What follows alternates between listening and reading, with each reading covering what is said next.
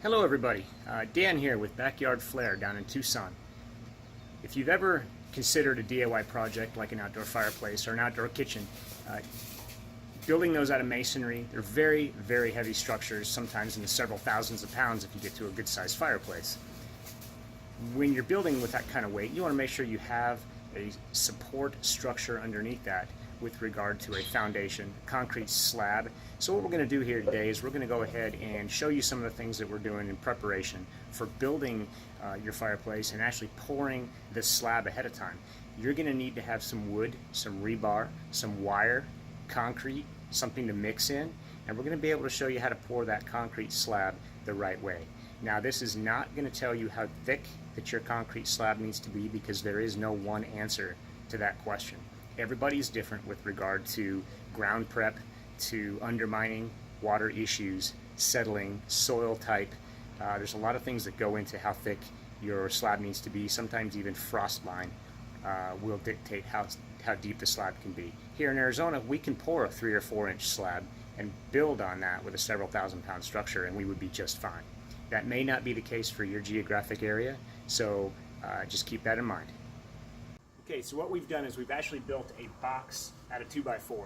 This is going to be a 16 inch by 24 inch piece of concrete that we're going to go ahead and pour. It's going to be about 3.5 inches thick, and we're going to have some rebar inside that. Now, the rebar we're using is a number 4 rebar, which is 1/2 inch in diameter, and this is just 1 foot sections that I bought at Lowe's and stuff that I've used here. So you also have some wire tie that you can literally cut very simply with a pair of wire snips.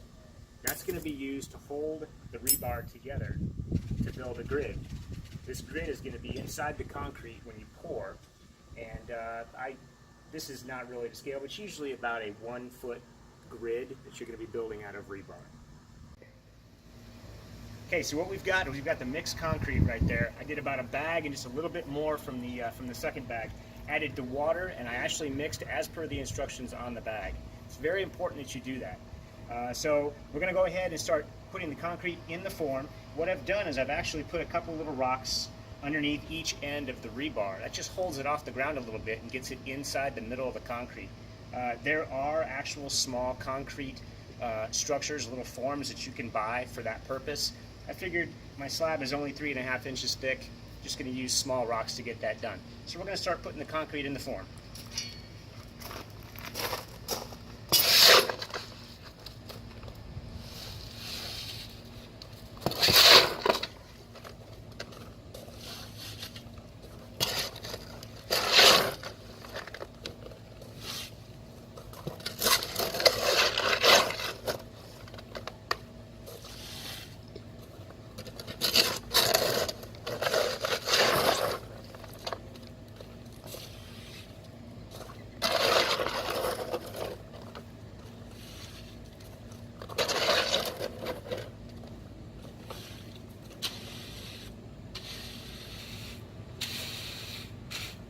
Okay, so this is precisely what I wanted to happen. I don't have enough concrete for my form. So what do I do now? One thing that I like to do is just spray this a little bit with some water and mix more concrete. You can simply add it at the end. So here we go.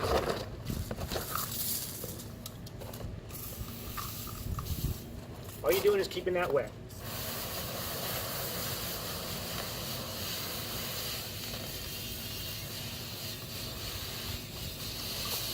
Clean off your tools while you go.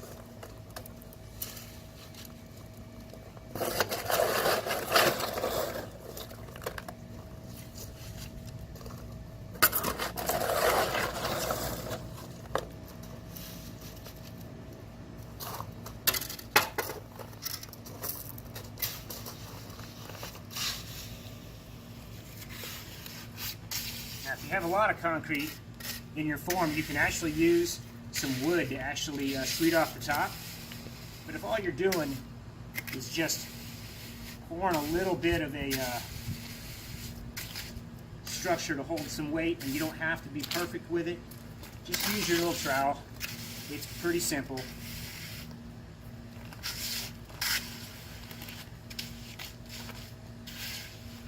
Now keep in mind, this entire slab is going to be covered with your structure. So in a perfect world, you're going to want to agitate. You're going to want to get the air pockets out of here. As far as this demonstration, just going to go ahead and get this thing close.